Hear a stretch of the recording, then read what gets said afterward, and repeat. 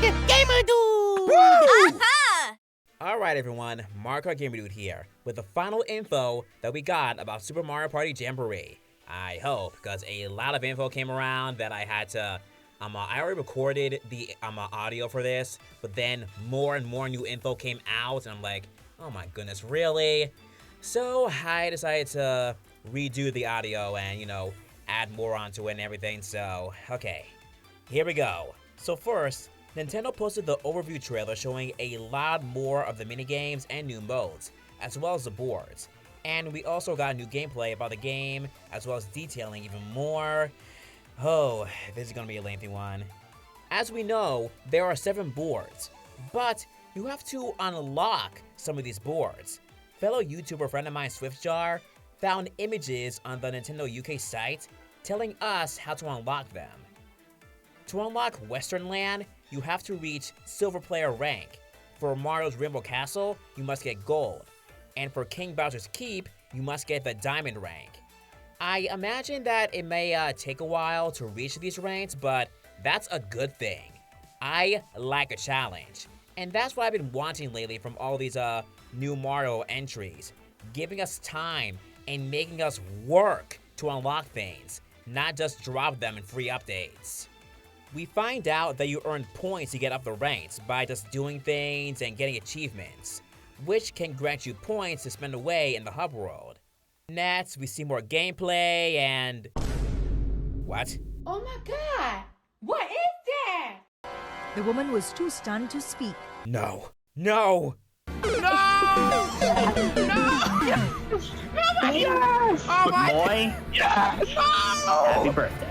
Oh my god, Jason, why? Listen, Brian, you had this coming for a long time. Oh, you monsters! Okay, panic attack over. Next, we find out about the Jamboree Buddies. We see that Yoshi's minigame is called Yoshi's Mountain Race, where players have to ride Yoshis to the finish.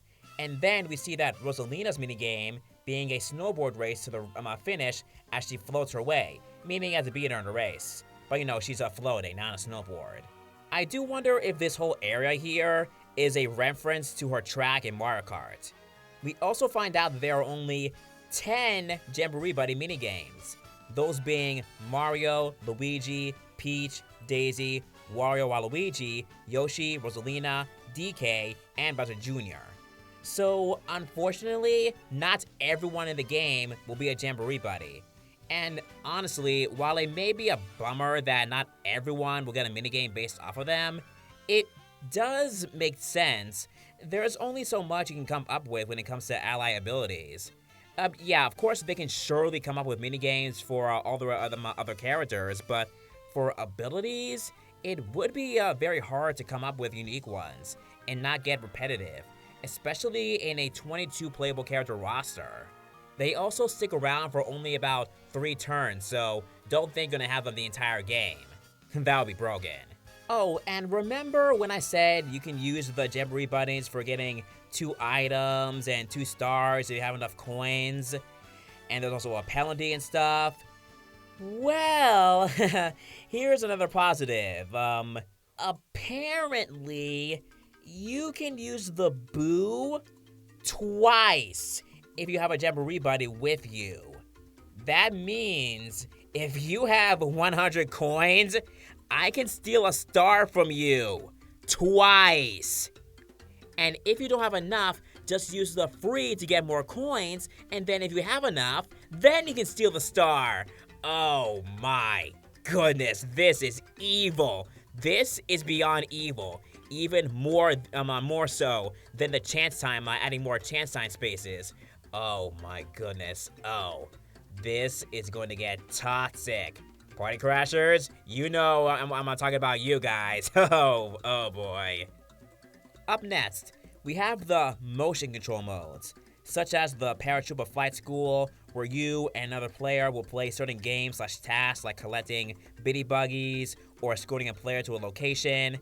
Then we have Toad's Item Factory, which is kind of like a puzzle game area where you and 4 players have to get to the ball in the stage using motion controls to its destination. and it gets more difficult over time. It says to have over 30 stages total, and then lastly, we have Rhythm Kitchen, which is basically the soundstage mode from Super Mario Party. And yes, Waluigi is dancing in one of them once again.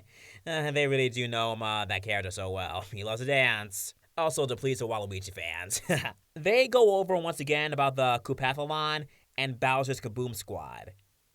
However, they stated over 8 players can play in this 20-player online mode. But who fills in the other slots? If I have 8 people come in, who fills in the rest? Randoms or CPUs? I thought it was going to let 20 players join in online. Was that a mistranslation, or am I just getting it wrong?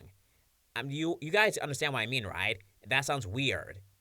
Anyway, we're not done yet because there are some other things that were discovered that were not featured in the trailer. On the website, we find out about the Pro Rules, or the Championship Rules, whatever they're called. The turns are set to 12. There is only one random bonus star. These are the ones that are, in the selection right here. And the conditions for receiving a bonus star are announced at the start of the game. There is a limit to how many items you can buy. There are no hidden blots.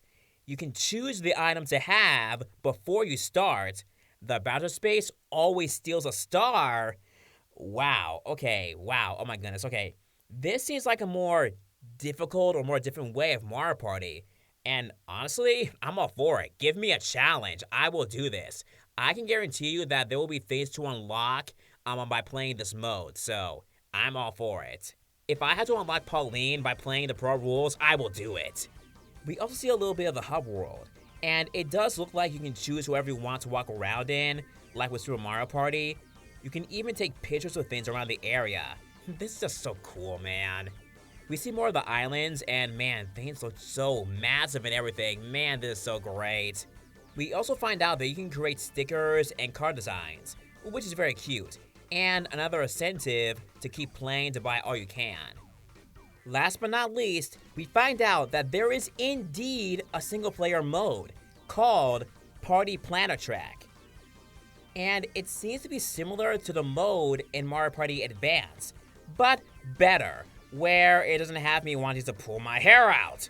Seriously, I hated that mode with a fiery passion. Anyway, we had to fill in for Kamet to help rebuild or get ready and preparing many of the islands, as well as completing tasks for people on the island and sometimes play minigames, just like in Advance. And we are rewarded with mini stars. Yep, they're back, but used in a good way. Once you are finished with a task, something will happen. And this is where many believe the boss battles will come in. Because we still have that giant bee battle in a garden, hinting that it would be the boss of Wiggler's board. We also do find out that a rocky wrench and a dragon eel will be bosses as well. Since the eel is in the water, it would make sense for it to be the boss battle for Goomba Lagoon. And since many have noticed images of a rocky wrench in Rainbow Galleria, it could be the boss for that as well. All I know is I cannot wait to fight them, and I hope we find out what the others are. Because I think there were like 5 in total in the minigame selection that were like in question marks. So we still don't know about the other 2. And there are 5 original boards, so there are still 2 others that we don't even know. And right now, that's all we know about Jamboree. Oh my goodness, they are really going all out for this game. I am just beyond excited for it. Man, I want a time machine. I want a time machine right now. I just wish the roster was filled with everyone else. A shout out to fellow YouTuber Infight for creating this fan roster, pretty much putting back everyone that we wanted back in. Seriously, Nintendo, it could have been that hard to bring back my boy Diddy Kong. Come on, we all love him.